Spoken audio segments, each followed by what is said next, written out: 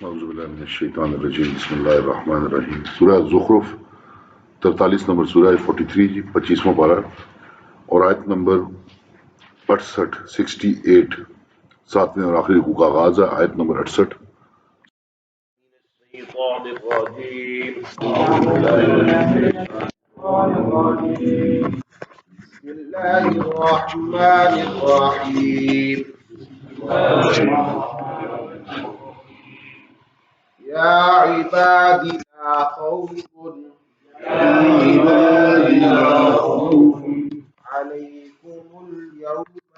عليكم اليوم ولا أنتم تحزنون اعوذ باللہ من الشیطان الرجیم بسم اللہ الرحمن الرحیم اشہد ان لا الہ الا اللہ واشہد ان محمدا عبدہ ورسولہ اللہ اکبر استغفر اللہ استغفر اللہ استغفر اللہ رب زدنی علما رب زدنی علما رب زدنی علما رب اشرح لی صدری ویسر لی امری واحلل عقدۃ من لسانی یفقهوا قولی الحمدللہ رب العالمین والصلاۃ والسلام علی رسول الکریم درود شریف سب پڑھ لیں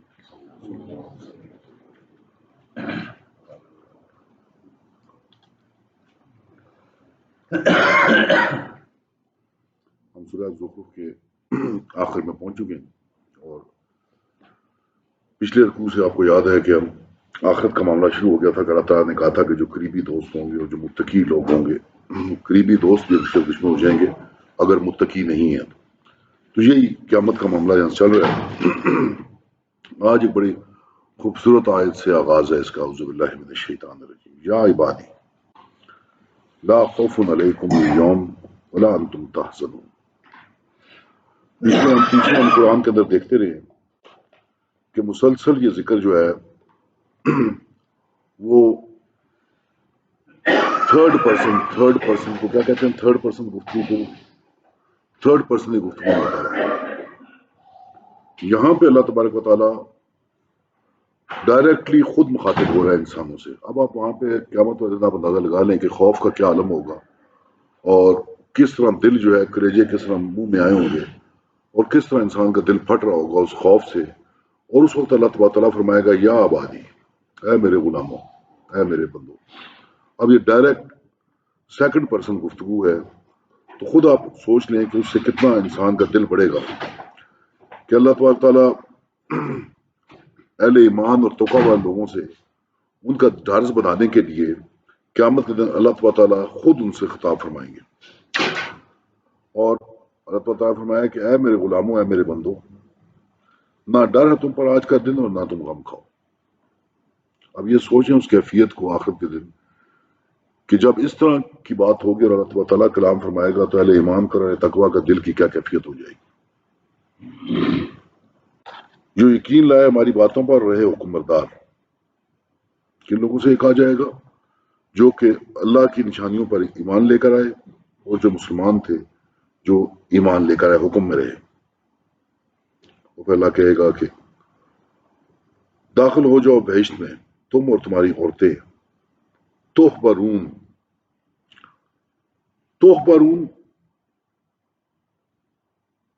جیسا لکھا ہوا اس میں کہ عزت کرے لیکن اس کے ایگزیکٹ معنی اس کے کچھ اس طرح بنتے ہیں کہ ایسی کیفیت دل کی ایسی کیفیت کہ جب شدت کوئی آپ کی خوشی کو سرور کو کوئی چیز کم نہ کر سکے ایبسولوٹلی آپ اتنے شدت سرور میں ہوں آپ کہ کوئی چیز جو ہے اس حد تک سرور ممکن ہی نہ ہو اور کوئی چیز آپ کو غمزدہ نہ کر سکے لے پھرتے ہیں ان پاس رکابیاں سونے کی اور آپ خورے یہ صحاف جو ہے صحاف کا مطلب بڑی بڑی بڑی ٹریز آپ دیکھا یہ ہمارے عرب جو ہے یا افغانی جو ہے بڑی ایک ٹرے آتی ہے اس کے اندر کھانا لگا ہوتا ہے اور سارے گھر والے بیٹھے اس طرح کے مطلب ان کو بس لے کے پھریں گے اور آپ خورے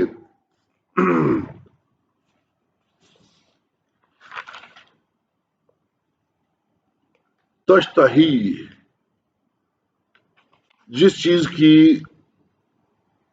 واقعی آپ کو کریونگ ہو رہی ہوگی خواہش ہو رہی ہوگی دل چاہ رہا ہوگا وہ سب کچھ ان بڑی بڑی ٹریز کے اندر ان بڑے بڑے اس کے اندر موجود ہوگا تشتوں کے اندر اور سونے کے اس کے اندر آپ خورے ہوں گے سونے کے گلاس پیالے ہیں جو جس کے اندر مشروب دیا جائے گا اور وہاں سے ہے جو دل چاہے جس سے آنکھیں آرام پاویں اور تم کو ان میں ہمیشہ رہنا ہے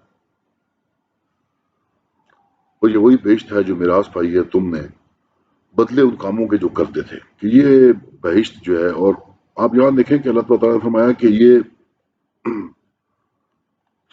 تلذ العین، کہ لذت پائے گی آنکھیں. تلذ لذت سے ہے.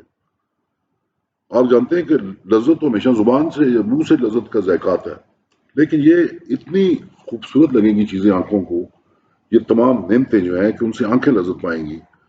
اور یہ جو آنکھوں کو بھاتا ہے، اکثر آپ دیکھتے ہیں کھانے میں دیکھتے ہیں کہ جو چیز جس کی پریزنٹیشن اچھی ہو، آنکھوں کو بھا رہی ہو، تو ویسے بھی آپ کو جو ہے کھانے کا دل کرتا ہے، اس میں لذت آتی ہے. فرمایا کہ اس کے جس جنت جو تم اپنے کاموں کی وجہ سے، جن محنتوں کی وجہ سے، عملوں کی وجہ سے تم اس جنت پہنچے، تم کو ان میں میوے ہیں بہت، ان میں سے کھاتے ہو، ہر قسم کے فروٹ میوے اسے موجود ہوں گے. البتہ جب گناہگار ہیں دوزخ کی مار میں ہمیشہ رہتے ہیں. وہ ہمیشہ مجرم جو ہیں، جو گناہگار لوگ ہیں، وہ ہمیشہ دوزخ میں رہیں گے، ہمیشہ.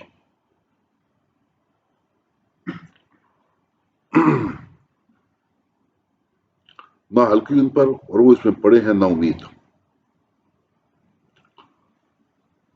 یفتروا عنہم، فترہ کہتے ہیں ایک ریسیس کو یا ایک بہت وقت کے بہت بڑے وقفے کو. اور پتہ ہے ویسے بھی فترہ کہتے ہیں پیغمبروں کا فترہ بھی کہ اس سے اس عرصے کے دوران کوئی پیغمبر نہیں آیا، وقفہ تھا. تو ان کو کوئی وقفہ نہیں ملے گا وہاں پہ دوزخ کے اندر، اور نہ ان سے وہی کمار جو ہے وہ ہلکی ہوگی.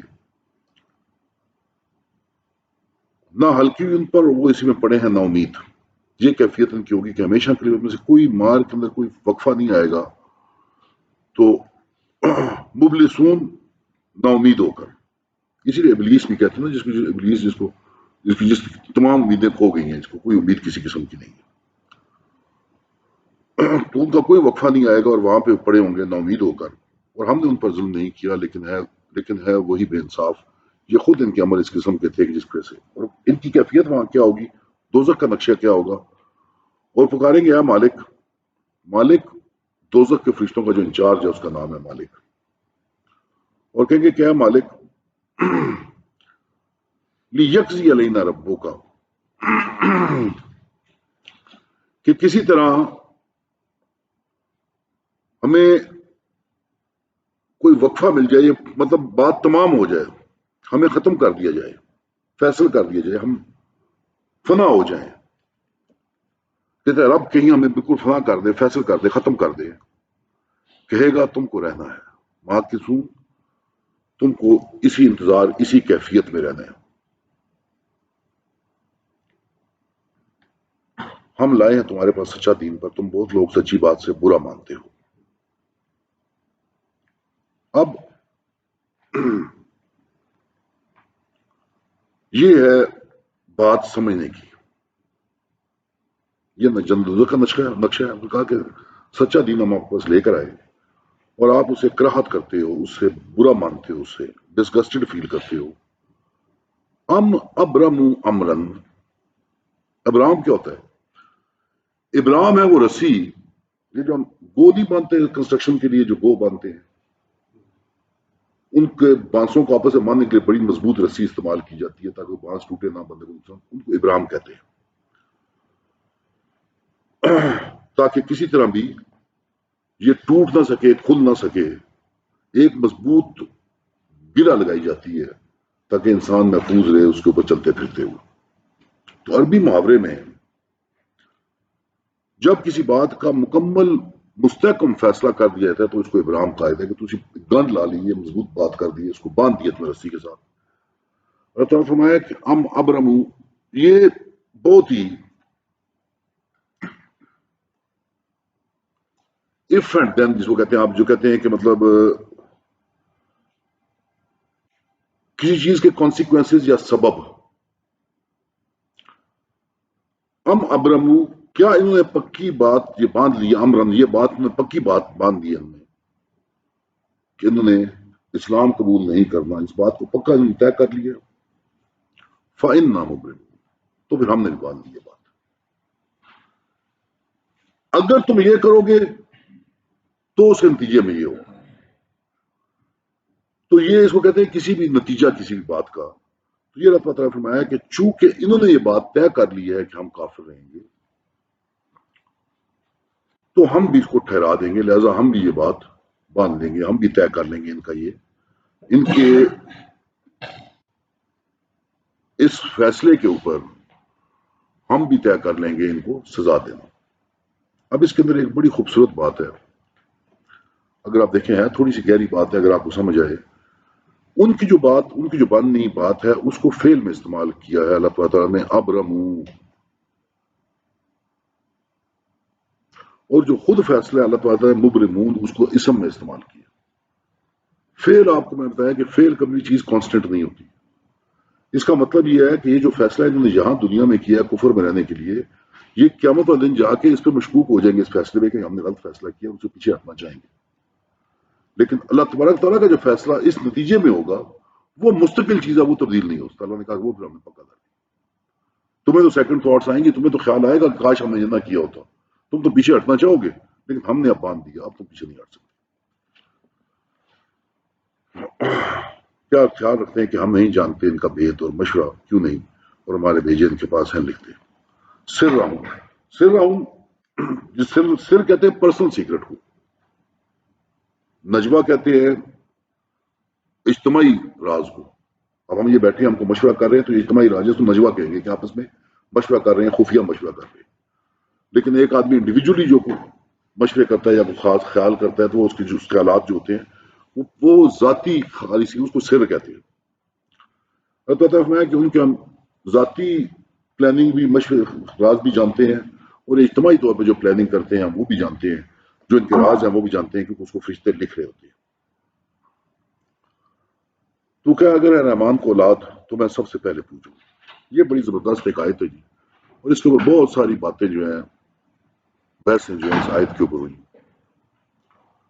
قل ان کان للرحمن ولد، کہ اگر ہوتا رحمان کو بیٹا، فانا اول العابدین، یہ نہیں کہا کہ پھر میں فنا تو پس میں، بالکل اس کا نتیجہ یہ ہے کہ میں پہلا اس کو پوچھنے والا ہوتا۔ اب جو لوگ تو عربی اسلوب سے واقف نہیں ہیں، خاص طور پہ جو انگریزی اسلوب پہ بات کرتے ہیں، تو وہ کہتے ہیں جی پھر ٹھیک ہے، آپ کا پیغمبر خود جو کہہ رہا ہے تو عیسیٰ بیٹے ہیں، تو اس کا مطلب ہے کہ آپ کے پیغمبر پوچھنے کے لیے تیار ہیں۔ اور یہی اسی اسلوب پہ ایک بات جو ہے وہ مرزائی بھی کہتے ہیں۔ عرب کا اپنا ایک اسلوب ہے بات بیان کرنے کا، یہ اسلوب ہے اپنی ذات پہ شرط لگانا، اپنی ذات کو پیش کرنا۔ جس طرح مثال کے طور پہ ہم کہتے ہیں کہ اگر یہ بات ہو تو میری گردن کاٹ دینا۔ ہم ایسی شکل میں کیوں کہتے ہیں؟ کب کہتے ہیں؟ جب ہمیں یقین ہو کہ ناممکن ہے، یہ ہو ہی نہیں سکتا، کہ اگر یہ بات سچی ہے تو میری گردن کاٹ دینا۔ یہ اسلوب ہے کہ یہ اتنا ناممکن ہے رحمان کا بیٹا ہوتا تو میں اپنے آپ کو پیش کرتا ہوں، یہ ناممکن۔ تو جب عربی اسلوب کو آپ سمجھتے ہیں پھر بات سمجھ آ جاتی ہے۔ آپ جب عربی اسلوب کو آپ نہیں سمجھتے تو پھر اس کے اندر سے شرارتیں نکلتی ہیں، جو صحیح نے بھی نکالی، مرزائیوں نے بھی نکالی۔ نبی پاک صلی اللہ علیہ وسلم نے فرمایا حضرت ابراہیم کے بارے میں کہ حضرت ابراہیم اگر زندہ رہتے، کون سے حضرت ابراہیم؟ حضور کے صاحبزادہ جو ہے، نبی پاک صلی اللہ علیہ وسلم نے فرمایا کہ اگر وہ زندہ رہتے تو وہ نبی ہوتے، پیغمبر ہوتے۔ مرزائیوں نے کہا دیکھا جناب، نبوت کا رستہ بند نہیں ہوا، پیغمبر خود جو کہہ رہے ہیں۔ اب جب آپ اسلوب نہیں سمجھتے، اپنی ذات اس وقت پیش کی جاتی ہے جب ناممکن ہوتی ہے کوئی چیز۔ جس طرح میں نے کہا کہ ہم آپس میں کہیں کہ یار اگر یہ بات ہو تو میری گردن کاٹ، اس کا مطلب ہے یہ بات ناممکن ہے۔ تو اس لیے نہیں پاس ہوا میں کہ یہ ناممکن ہے، وہ پیغمبر ہو سکتے ہی نہیں تھے، ناممکنات میں سے تھی، یہ بات ہی ناممکنات میں ہے، ہو سکتا ہی نہیں۔ اسی طرح مطلب نہیں پاس ہوا میں کہ یہ ناممکن ہے کہ اللہ کا کوئی بیٹا ہو، اگر ہوتا تو میں سب سے پہلے اپنے عبادت کرتا ہوں۔ تو یہ بات سمجھنے کی پاک ذات ہے وہ، تم جو باتیں کرتے ہو اس سے بہت بلند ہے، بہت اوپر ہے اللہ کی ذات۔ وہ رب آسمان کا اور زمین کا، صاحب تخت کا، ان باتوں سے جو ان سے بہت۔ تو زندگی آپ یاد رکھیں کہ عرب کی اس گفتگو کے اندر قاعدہ یہ ہے کہ جب کوئی بات ناممکن ہوتی ہے تو اپنی ذات کو دو پہ لگایا جاتا ہے، یہ قاعدہ ہے اس گفتگو کا۔ اور پاک ذات ہے وہ رب آسمانوں کا اور زمین کا، صاحب تخت کا، ان باتوں سے جو بتاتے ہیں، ان باتوں سے بہت بلند ہے۔ اس الزام سے جو یہ الزام یہ عیسائی لگا رہے ہیں ان الزامات سے بہت اوپر ہے. اب چھوڑ دیں ان کو، بک بک کریں اور کھیلیں جب تک ملیں اپنے اس دن سے جس کا ان کو وعدہ ہے.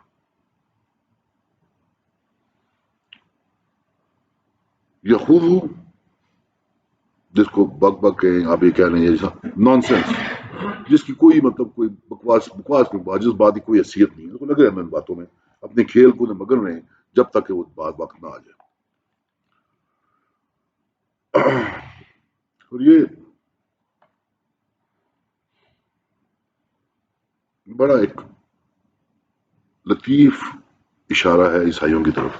اگر آپ دیکھیں کوئی فلمس میں آپ دیکھیں تو عیسائی جو ہے ان کی ایک پریئر ہے جس میں وہ اکثر کہتے ہیں the kingdom of heavens and earth, اکثر ان کی تو بڑا ایک لطیف اشارہ اللہ تعالیٰ نے کیا ہے، وَهُوَ الَّذِي فِي السَّمَاءِ إِلَٰهٌ، اور وہی ہے جس کی بندگی آسمان میں اور اس کی بندگی ہے زمین میں، اور وہی حکمت والا ہے سب جانتا کہ یہ اللہ ہے. اور سما جب آتا ہے سماوات جب ہوتا ہے تو بات باندھ دی جاتی ہے. سماوات کا مطلب ہے 7 آسمان.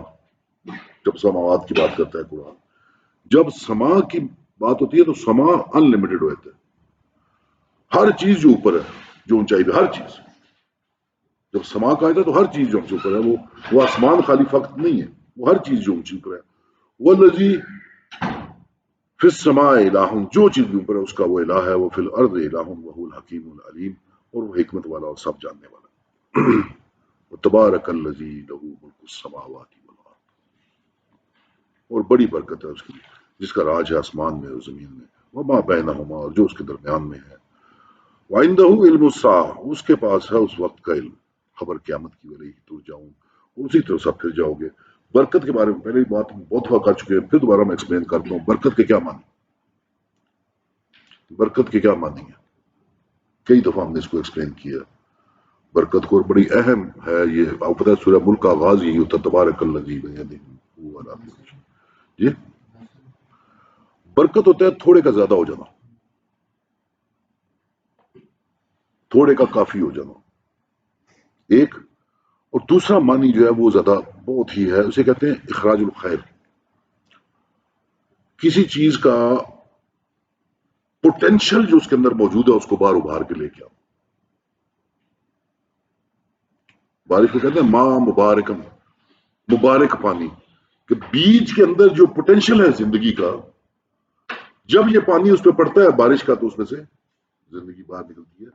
لہذا کسی کے پوٹینشل میں سے وہ خیر کو باہر نکالنا، اچھائی کو باہر نکال کے لے کے آنا. جس میں ہم لوگ سب انسان ہیں، ہمارے سب کے اندر کوئی نہ کوئی پوٹینشل ہے،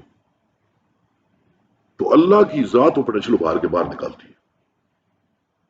ہمارے اندر وہ موجود ہوتی ہے طاقت، لیکن جب تک اللہ کی ذات اس پہ برکت نہیں ڈالتی وہ اوپر کے سامنے نہیں. تو یہ دو مکتب ہے. تو قرآن بہت بڑی برکت ہے اس کی جس کا راج ہے آسمانوں میں زمین میں اور جو ان کے بیچ ہے. اس کے پاس خبر ہے قیامت کی اور اس تک پھر جاؤ گے. اور اختیار نہیں رکھتے جن کو یہ پکارتے ہیں سفارش کا. یہاں پہ ذرا غور کریں کیونکہ یہ بہت ساری باتیں ہمارے معاشرے میں گھومتے ہوئی. ولا یملک الذین یدعون من دونہ الشفاعۃ، کوئی شفاعت نہیں رکھتے جن کو یہ پکارتے ہیں اس کے علاوہ. قطب، اب اس کے اندر اللہ تعالیٰ نے ایک اسنا فرمایا اللہ سوائے. اب یہ کس کو شفاعت کا حق ہے، یہاں سے یہ سمجھ آ رہی ہے. اس بات کو ذرا غور کریں. اللہ من شاہد بالحق، سوائے اس کے کہ جو گواہی دے گا سچی، وہم یعلمون، اور ان کو خبر بھی ہوگی. صرف یہ نہیں ہے کہ شفاعت کا حق ہوگا یا سفارش کا حق ہوگا، بلکہ وہ سچی گواہی دیں گے. قرآن میں ابھی تک جو ہم نے دیکھا، جو ہم نے پڑھا، وہ کون سی چیزیں ہیں جو سچی گواہی دیں گی؟ آپ کے ہاتھ، آپ کے پاؤں، آپ کی جلد. پڑھ چکے ہیں. ان کے ہاتھ بولیں گے، ان کے پاؤں بولیں گے، ان کی جلد بولے گی. یہ سچے گواہ ہوں گے، یہ دیں گے گواہی. جو کہ سچ کے اوپر گواہی دیں گے. اگر تو ان سے پوچھے کہ ان کو کس نے بنایا تو کہیں گے اللہ نے. پھر کہاں سے الٹ جاتے ہیں؟ یقیناً کہیں گے لا یقولن، یقیناً یہ کہیں گے کہ اللہ. پھر کہاں سے الٹ جاتے ہیں؟ اور یہ ہے آیت بڑی ہی غور طلب. وکیل ہی، اور قسم ہے میری اس پیغمبر کی اس بات کی. اللہ قسم اٹھا رہا ہے کہ قسم ہے میرے پیغمبر کی. یا ربی، کہ میرے رب، ان ہؤلاء قوم لا یؤمنون، یہ سارے کے سارے وہ لوگ ہیں جو ایمان نہیں لے کے آتے تھے. بڑا عجیب نقطہ ہے. مشرکین عرب پہ عذاب کیوں نہیں آ رہا تھا؟ اللہ نے کیا بتایا کہ تم پہ عذاب کیوں نہیں آ رہا؟ کعبہ کے مشرکوں پہ عذاب کیوں نہیں آیا؟ کیونکہ پیغمبر موجود تھے. جس شخص کی وجہ سے دنیا میں ان پہ عذاب نہیں آ رہا تھا، اس شخص کے قول کی اللہ قسم اٹھا رہا ہے کہ یہ وہ سچا شاہد ہے تمہارے اوپر جو حق پہ گواہی دے گا، اور میں قسم اٹھاتا ہوں اس کی اس گواہی کہ اب جو تمہارے پہ عذاب آئے گا قیامت میں، وہ اس سچے گواہ کی گواہی پہ آئے گا کہ یہ سچی گواہی یہ دے گا کہ یہ قوم وہ ہے جو ایمان نہیں لے کے آتی تھی. فصفان ہوں، آپ پلٹیں ان کی طرف سے، صفحہ پلٹائیں. اب دنیا کا معاملہ یہ ہے کہ فصفان بڑے کریں صفحہ پلٹائیں اس بات سے. وقل سلام، اور آپ ایسے کیے سلام. فسوف یعلمون، جلد ان کو پتہ لگ جائے گا کہ معاملہ کیا ہے. اور یہ ہم پورا مضمون دیکھ رہے ہیں سورہ فصلت میں، شعراء میں، زخرف میں، کہ ابھی تو یہ انجوائے کر رہے ہیں، ابھی تو دنیا کے اندر مگن ہے، ابھی تو نے دنیا کو سب کچھ بنا لی ہے. اور پھر پیغمبر کی گواہی آئے گی اور پھر عذاب کا معاملہ شروع ہوگا. وآخر دعوانا الحمدللہ رب العالمین.